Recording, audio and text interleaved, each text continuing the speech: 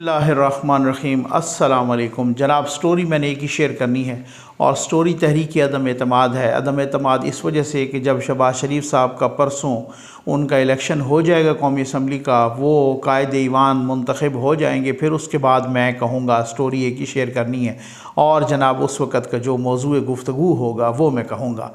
अभी ये ख़बर आप तक पहुँचाना इंतहाई लाजमी था, उसकी मैं आपको वजूहात भी बताता हूँ।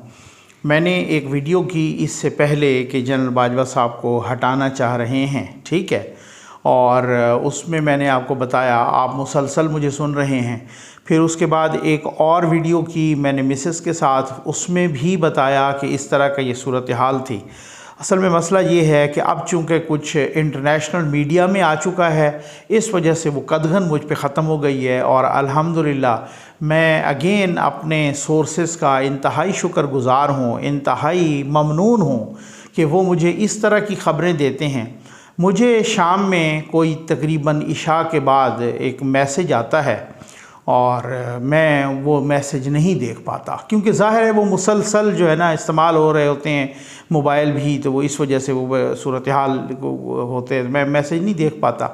तो उसके बाद मुझे एक कॉल आती है और मुझे सिर्फ़ ये कहा जाता है कि ज़फ़र नकवी साहब मेरा मैसेज देख लें। तो फिर उसके बाद मैसेज मैंने जब देखा तो मेरे रोंगटे खड़े हो गए और मैसेज यही था कि कप्तान ने जनरल बाजवा साहब को बरतरफ़ कर दिया है, लेकिन अब आपने अभी ये नहीं कहना, ठीक है ना। अब ज़ाहिर है हमारे जो सहाफ़ी होता है ना, उसको अपने ज़राए से बहुत प्यार होता है, जो सोर्सेस जहाँ से ऐसी ख़बरें मिल रही होती हैं तो वहाँ पे अगर कहीं पे वो कुछ बातों के बारे में कहते हैं तो उनका उस तरह से रिस्पेक्ट की जाती है। अच्छा, मैंने कहा अच्छा, फिर मैंने खैर चूँकि वो बहुत ही अथेंटिक ज़रिया था तो मैंने इस वजह से चूँकि मैं जो कहूँगा तो मैं उसका भी आपको ऑनेस्टली बताऊँगा। मैंने कहा नहीं, मैं इस पे बिलीव नहीं कर सकता। उन्होंने कहा आप इसको छोड़ दीजिए, ठीक है ना, आप इस पर वीडियो करें और एक तरह से बताएं, और एक जिस तरह से होता है ना कि उनको कि कहें कि अगर इस तरह का कोई हरकत होगी तो ये इंतशार होगा, ये मुल्क के लिए, डेमोक्रेसी के लिए, सिस्टम के लिए ये अच्छा नहीं होगा। अच्छा, उसी तरह से मैंने वीडियो मेरी मौजूद है और आप देख भी रहे होंगे मैं कुछ चीज़ें छुपा रहा था उसमें, आप गवाह हैं इस चीज़ के, और मैंने आपको बताया था कि मैं आपको बाद में बहुत सारी बातें बताऊंगा। अभी भी मैं आपको कह रहा हूं कि मेरे सीने में है बहुत सारी बातें, आप फिर देखिएगा मैं फिर वो आहिस्ता आहिस्ता आपको कैसे बताता हूं। आपके रोंगटे खड़े हो जाएंगे, आपके होश उड़ जाएंगे। मामला कुछ ये हुआ कि जब सारा दिन ये आँख मचोली और ये चूहे बिल्ली वाला खेल होता रहा और पता नहीं को 3-4 मरतबा 5 मरतबा असम्बली का सेशन मुलतवी हुआ, एडजर्न हुआ और फिर हो जाता, फिर एडजर्न हो जाता, तो ख़ान साहब ने कहा कि मैं किसी कीमत पर वोटिंग नहीं करवाऊँगा।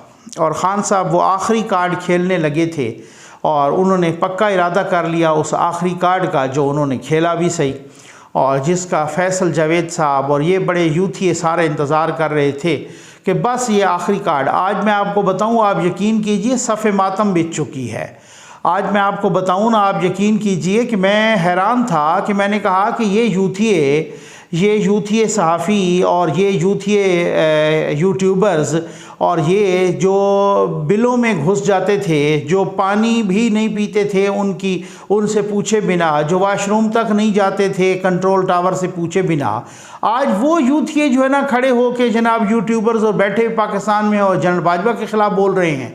ये वजह क्या है? वजह तो सारी मुझे पता थी, लेकिन वो सारी वजूहात नहीं बताई जा सकती। तो इनके पीछे कौन है? इनके पीछे वही थे, मैं आपको बताता हूँ, सारा बताता हूँ। उसके बाद क्या हुआ कि मैंने दोबारा उनको कॉल करके भी पूछा, मैंने कहा जी आपने मुझे ये बताया है तो क्या ऐसा ही है? उन्होंने कहा जी बिल्कुल ऐसा ही है, आप छोड़ दीजिए इस तफसील को, ठीक है, आप अपनी वीडियो कीजिए। अच्छा, मैंने फिर वो वीडियो की। अब चूँकि वो इंटरनेशनल मीडिया में आ गया है तो अब मैं बताऊँगा। मामला ये हुआ कि इन्होंने वो आखिरी पत्ते के तौर पे वो खेला और इन्होंने जनरल बाजवा साहब को टर्मिनेट करने का लेटर निकाल दिया।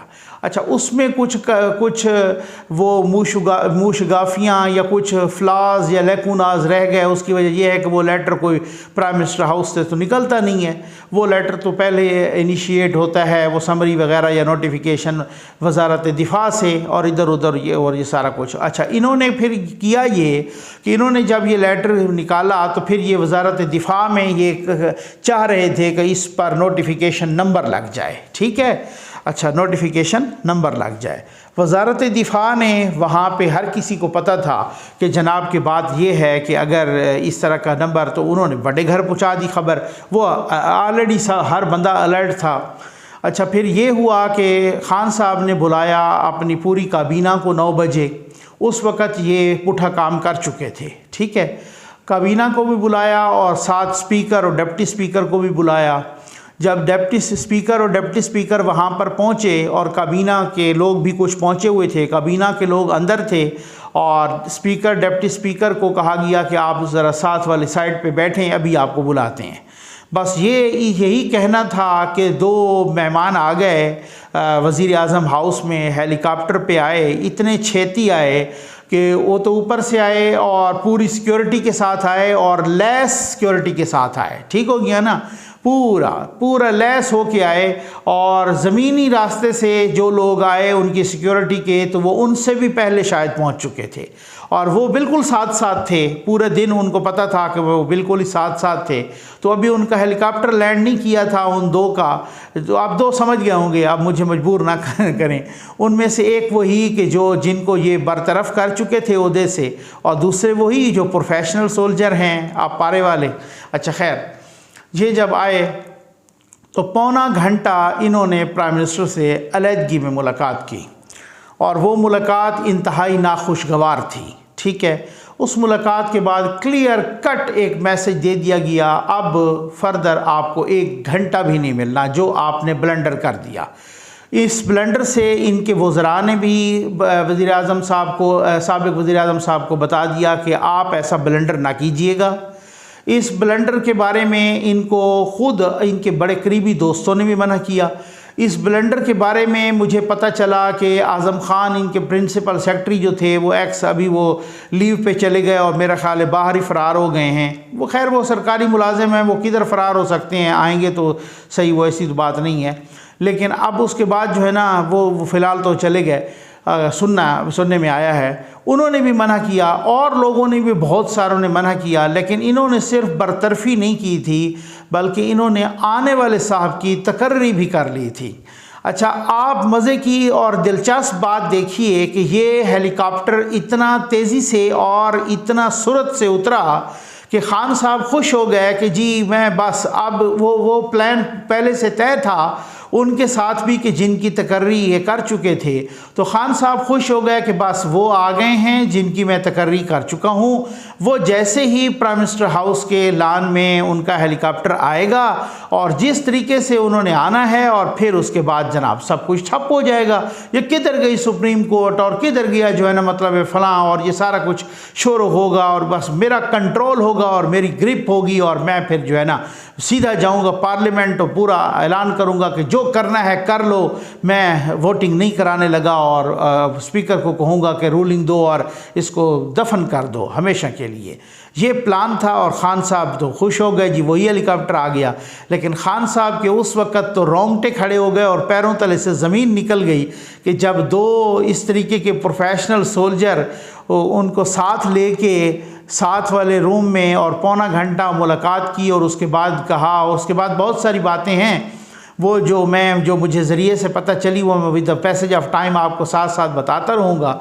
और इस दौरान ये भी हो गया कि इस्लामाबाद हाई कोर्ट भी आ गई। ठीक है, इस्लामाबाद हाई कोर्ट लग गई, और इस्लामाबाद हाई कोर्ट में एक एडवोकेट साहब ने एक एप्लीकेशन भी दायर कर दी, और यही एप्लीकेशन थी कि जनाब इन्होंने आर्मी चीफ़ को अपने पर्सनल मकासद के लिए, पर्सनल गेंस के लिए बरतरफ कर दिया है, तो वो नोटिफिकेशन जो है ना वो कलअदम करार दिया जाए।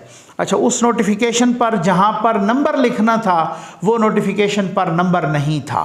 वो चूँकि वजारत दिफा लगाती होती है, इन्होंने वजारत इत्तेफाक में से भेजा वहाँ पे नोटिफिकेशन। और दूसरी बात यह है कि वजारत कानून का भी काम होता है उसमें, तो वजारत कानून ने भी रोक लिया, ठीक है। और चूँकि वो नोटिफिकेशन सिर्फ प्राइम मिनिस्टर साहब ने खैर से यहाँ से वो ले लिया, अपने प्राइम मिनिस्टर हाउस से वो करवा लिया, तो अब वो नोटिफिकेशन वैसे कानूनी और आइनी तौर पे भी दम तोड़ गया, लेकिन अब वो प्राइम मिनिस्टर ने निकाल दिया था और नए की तकर्री भी उन हिसाब की हो गई थी, ठीक। अब उसके बाद हुआ क्या कि स्पीकर और डिप्टी स्पीकर तो वहीं पे मौजूद थे।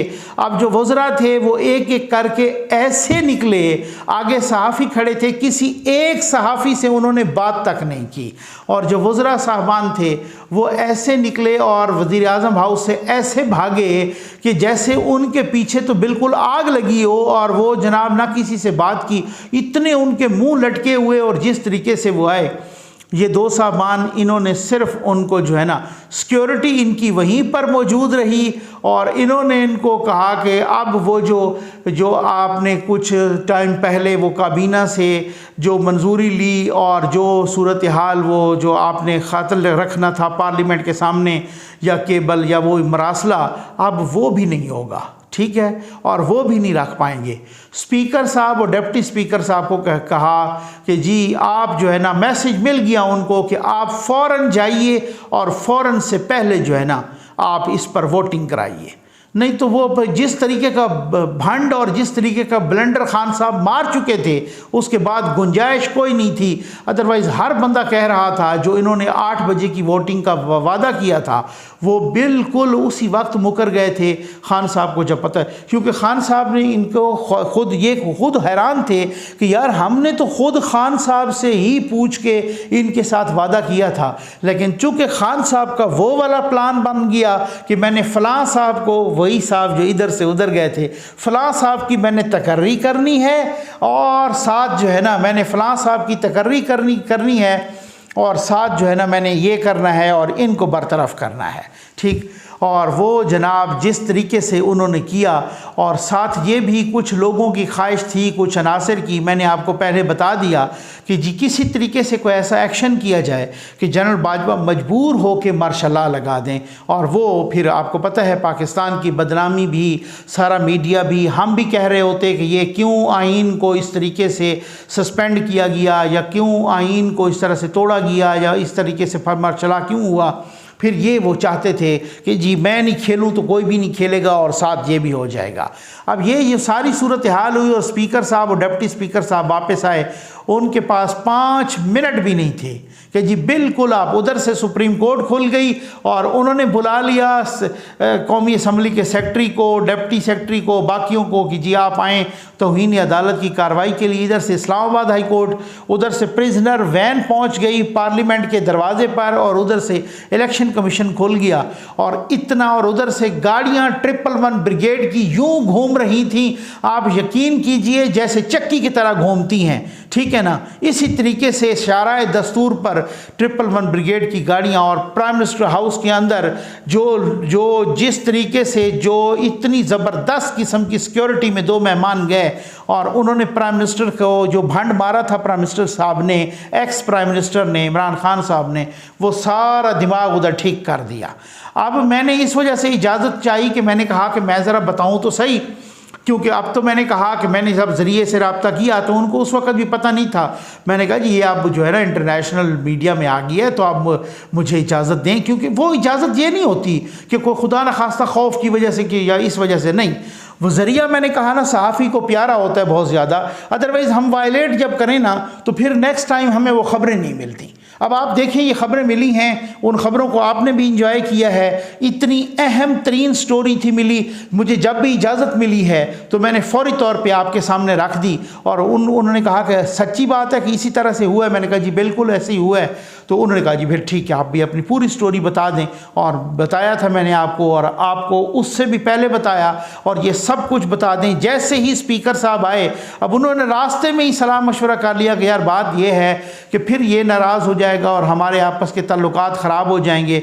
बचते तो ये वैसे ही नहीं है, अब तो बहुत बड़ा भांड हो गया, बहुत बड़ा ब्लंडर हो गया कि इसने सिपह सलार को टर्मिनेशन का लेटर निकाल दिया, और वो लेटर उधर ही दब गया क्योंकि उसकी कानूनी मुशगाफियाँ और फ्लास जो है ना बहुत ज़्यादा थे। और इस तरीके से तो हम इस्तीफ़ा दे दें और अयाज सादिक साहब को बिठा दें।